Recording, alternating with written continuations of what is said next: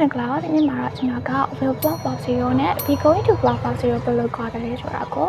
လေ့လာကြရအောင်နော်ဆို Will Blog Box 0ကိုဘယ်လိုအချိန်တွေမှာတုံးမလဲကျွန်တော်ကတိပေးတဲ့အချိန်တွေမှာ promises တွေနောက်တစ်ခုက personal belief နဲ့ opinion တွေကိုယ်ပိုင်ထင်မြင်ယူဆချက်နဲ့ကျွန်တော်ကိုယ်ပိုင်ယုံကြည်မှုတွေကိုပြောတဲ့အခါမှာတုံးမယ်နောက်တစ်ခါကျတော့လက်တလောဆုံးဖြတ်ချက်ချလိုက်တဲ့အရာတွေတော့မဟုတ်စကားပြောနေရင်လည်းဆုံးဖြတ်ချက်ချလိုက်တဲ့အရာတွေပြောတဲ့အခါမှာတုံးပါတယ်ဆိုဥပမာလေးနဲ့လေ့လာရအောင်เนาะစကားပြောနေရင်လည်းဆုံးဖြတ်ချက်ချလိုက်တယ်ဆိုရင် is a model ကကိုကိုလက်ရဘာလုပ်မလဲလို့မေးလာလို့ရှိရင်ကိုက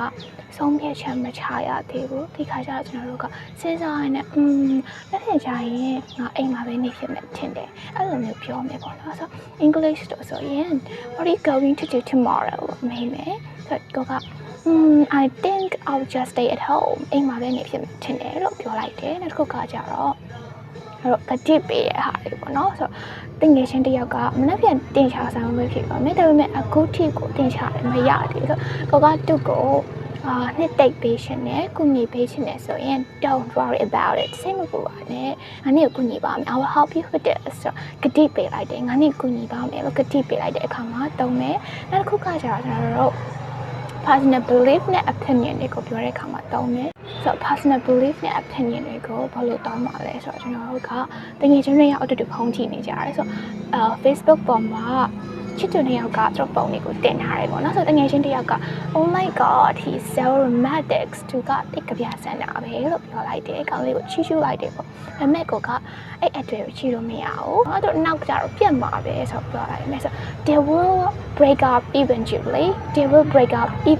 နောက်ဆုံးတော့ပြတ်မှာပဲ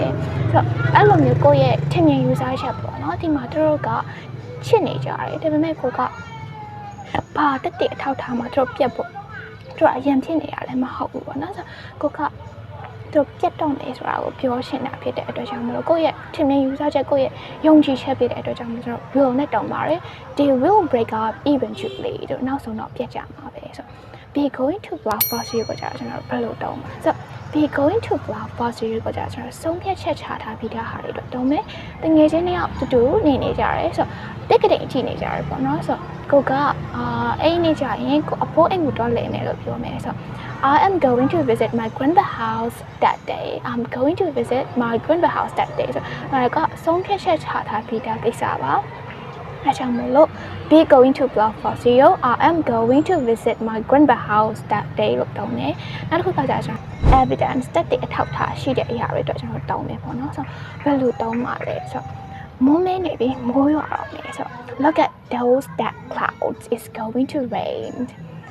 မိုးမင်းနေပြီမိုးရွာတော့မယ်ပေါ့နော် look at those dark clouds it's going to rain ဆိုမိုးမင်းနေပြီမိုးရွာတော့မယ်ဆိုကျွန်တော်တို့ဒီ real blog for zero နဲ့ be going to blog for zero ကိုကျွန်တော်တို့က writing ဘိုင်းမှာဒီလိုကွဲပြားခြားနားချက်တွေရှိပေမဲ့လည်း speaking ဘိုင်းမှာကျတော့ real blog for zero နဲ့ be going to blog for zero ကိုအပြန်အလှန်အားဖြင့်တုံးကြတယ်ပေါ့နော်ဆိုကျွန်တော်တို့ဒါပေမဲ့အပြန်အလှန်အားဖြင့်ကကြတော့တချို့နေရာတွေမှာအတုံးများတယ်တချို့နေရာကျတော့ကျွန်တော်မသိဘဲနဲ့တုံးလို့ရှိရင်တော့ it sounds crazy speaking ဘိုင်းမှာဒီလိုမျိုးအပြန်အလှန်အားဖြင့်တုံးပေးမယ်ကျွန်တော်တို့ writing ဘိုင်းမှာကျတော့ကွာချက်တွေတိတ်ထိုက်ရမယ်ပေါ့နော်ဆိုဒီဟာက grade 8 English တင်ရိုးတည်ရဲ့ unit 7 lesson 3မှာလည်း real blog for zero နဲ့ be going to blog for zero ကို